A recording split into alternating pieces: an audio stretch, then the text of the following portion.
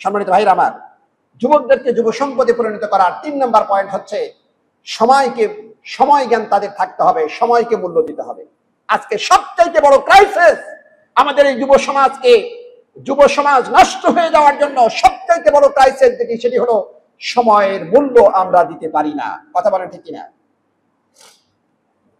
যুব সমাজকে যদি আমি জিজ্ঞেস করি, একজন যুবককে যদি জিজ্ঞেস করি, যুবক আজকে তুমি কতদিন, কত ঘন্টা, কত সময় ব্যয় করেছো, যেটা বিমা লা ইয়ানি ফি, যার কোনো অর্থ নাই, অনর্থক, তুমি বলো তো, তার কোনো হিসাব নাই।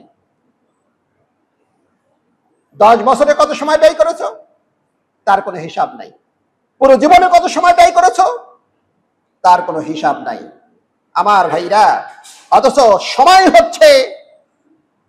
হচ্ছে আমাদের জন্য সমস্ত কাজের সোল অফ ওয়ার্ক। টাইম হচ্ছে আমাদের প্রত্যেকটা কাজের আত্মা এবং রুট অফ অল সাকসেস। সমস্ত সফলতার রুট হচ্ছে সময়, এবং সময় হচ্ছে সবকিছু। এই সময় হচ্ছে আপনার লাইফ, সময় হচ্ছে আপনার জীবন। আজকে যুব সমাজ ধ্বংস হয়ে যাচ্ছে এই সময়কে মূল্যায়ন না করার কারণে। কথা বলেন ঠিক কিনা?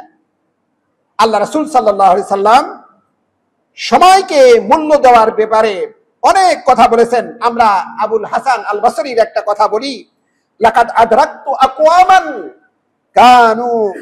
কানু আলা আওকাতিহিম আহরাসু মিনকুম মিন দানানিরিকুম ওয়া মিন দারাহিমিকুম। সুবহানাল্লাহ।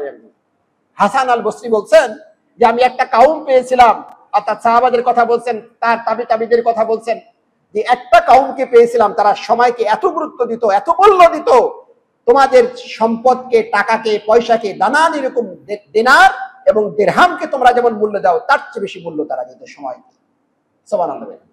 সময়কে মূল্য দেওয়ার কারণে তারা আগে চলে গেছে। আজকে আমাদের সময়ের মূল্য নাই।